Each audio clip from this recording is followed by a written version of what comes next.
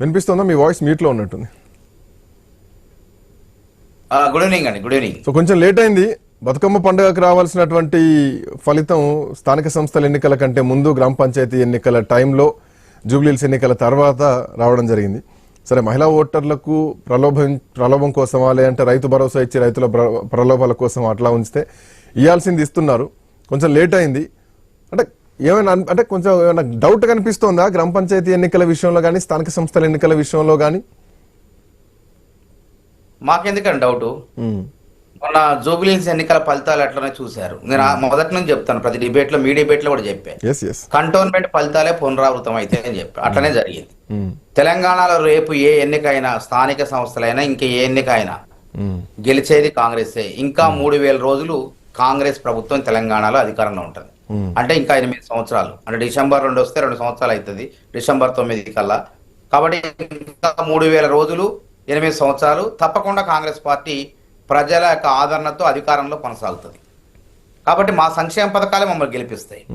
మేమేదో ఈ ఎన్నికల కోసం పంచలేదు, గుర్తుపెట్టుకోండి. ఎందుకంటే మానవరాయ్ గారు, ఈ రోజు ఉదయం నుంచి సోషల్ మీడియాలో జరుగుతున్న చర్చ గానీ, గ్రామీణ ప్రాంతాల నుంచి వస్తున్నటువంటి టాక్ గానీ, బతుకమ్మ పండుగకి ఇచ్చేటువంటి బతుకమ్మ పండుగకి ఇవ్వలేదు, పండుగ రోజు కట్టుకునేటివి పండుగకి ఇవ్వలేదు. మోరోవర్ అసలు బతుకమ్మే లేకుండా చేశారు తెలంగాణ తల్లి విగ్రహంలో. సో ఎందుకు నమ్మాలి? ఇవి ఏం చేసుకోవాలా? ఎందుకు ఇస్తున్నారు? అర్థం కానటువంటి పరిస్థితుల్లో ఈరోజు తెలంగాణ నుంచి, మహిళల నుంచి మధ్యాహ్నం నుంచి వినిపిస్తోంది ఈ మాట. ఇప్పుడు ఆ చీర కట్టుకునే మహిళ తెలుస్తుంది. వాళ్ళ చీరకి, గతంలో బతుకమ్మ చీరకి, ఈ రోజు ఇందిరమ్మ రోజు జయంతి రోజు పంచే చీరకు తేడా, వ్యత్యాసం, నాణ్యత అవన్నీ చూసి తెలుస్తుంది. ఆ రోజు మహిళలు ఆ చీరలు తీసుకునేవాళ్ళు పొలాల్లో దిష్టి బొమ్మ లెక్క, అంటే పక్షులు రాకుండా, అడవి పందులు రాకుండా పొలాల్లో అట్లా కట్టేవాళ్ళు ఆ చీరలు. అడిగి పోయినా మనం రోడ్డు ఎమ్మడి, హైవే ఎమ్మడి పోతుంటే బతుకమ్మ చీరలే కనపడేవి. కానీ దానివల్ల ప్రయోజనం లేదు. మహిళలు ఏదో తీసుకుంటారు, దాన్ని ఏదో పొలం పనులకు ఉపయోగించుకుంటున్నారు. కానీ ఒక తెలంగాణ మహిళకి ఇచ్చిన చీర కట్టుకోవాలి, కట్టుకుంటేనే దాని విలువ అనేది తెలుస్తుంది. కాబట్టి కట్టుకునేంత విలువ ఉండే విధంగా ఇవ్వాలి, నాణ్యతతో. కాబట్టి కాంగ్రెస్ ప్రభుత్వం, రేవంత్ రెడ్డి సర్కార్ ఇస్తుంది. కాబట్టి దీని ఎన్నికలకు సంబంధం లేదు. ఎన్నికలు ఆ రోజు ఇద్దాం అనుకుంటే తయారు కాలే చీరలు. ఆ చేనేత, సిరిసిల్ల చేనేత కార్మికులు సకాలంలో అందివ్వలేకపోయారు. బతుకమ్మలో కాకపోతే ఏముంది, ఇందిరమ్మ ఇస్తున్నాం కదా, ఇందిరమ్మ జయంతి రోజు ఇస్తున్నాం. ఎట్లయితే ఇందిరమ్మ కూడా ఒక బతుకమ్మే, భారతమ్మే. కాబట్టి తప్పేం లేదు. ఎగ్గొడితే తప్పు, బతుకమ్మ చీరలు ఎగ్గొడితే తప్పు. మేము 1 కోటి మంది మహిళలను ఈ రాష్ట్రంలో లక్షాధికారులు చేస్తున్నాం. మహిళలకు ఉచిత బస్సు ప్రయాణం కొనసాగిస్తాం. కోటీశ్వర్లు చేస్తారు. ఎందుకు వెంకటరెడ్డి గారు? నేను సరిదిస్తున్నా, కోటీశ్వర్లు ముఖ్యమంత్రి అన్నది మీకోసమే చెప్తున్నాను. 1 కోటి మంది లక్షాధికారులు, క్షమించాలి, లక్షాధికారులు, 1 కోటి మంది మహిళలు లక్షాధికారులు చేయబోతున్నాం.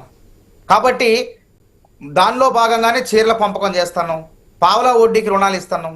ఆర్టీసీ బస్సులో మహిళలు ఉచిత బస్సు సౌకర్యాన్ని ఉపయోగించుకున్నారు. వారు దాదాపు 7,600 కోట్లు ఆదా చేసుకున్నారు. ఆ డబ్బులన్నీ ఆర్టీసీకి ప్రభుత్వం చెల్లించింది. జూబ్లీహిల్స్ లోనే 15 లక్షల మంది ఉపయోగించుకున్నారు. ఆ ఉపయోగించుకున్నటువంటి సౌకర్యాన్ని, ప్రయాణ సౌకర్యాన్ని కృతజ్ఞత చూపించారు ఓట్లలో. కాబట్టి గతంలో కన్నా ఎక్కువ మెజారిటీ రావడం జరిగింది. జూబ్లీహిల్స్ చరిత్రలోనే ఎక్కువ ఓట్లు రావడం జరిగింది, ఆధిక్యత రావడం జరిగింది. కాబట్టి మాకు స్థానిక సంస్థల ఎన్నికలకు ముడిపెట్టి చీరల పంచడం కాదండి. మాకు ఆత్మవిశ్వాసం ఉంది. బీజేపీకి, బీఆర్ఎస్కు లేవు. ఎందుకంటే మేము అదే అంటాను, ఇంటింటికి 10కి పైగా సంక్షేమ పథకాలు. ఇక పక్కా 10 ఏళ్ళు రేవంత్ సర్కార్ని కుండ బద్దలు కొట్టినట్టు. నేను ఎందుకు చెప్తున్నా, ప్రజలు ఆశీర్వదిస్తున్నారు. అట్లా వాళ్ళు ఇల్లు కట్టలేదు, పేదోడికి ఏం కావాలండి? గూడు కావాలా? మీరు నాణ్యమైన ఇవ్వడానికే ఇంత సమయం తీసుకున్నాం, ఇంత లేట్ అయిందంటే ఇవ్వడంలో మళ్ళీ ఇంకా 4 రోజుల వరకు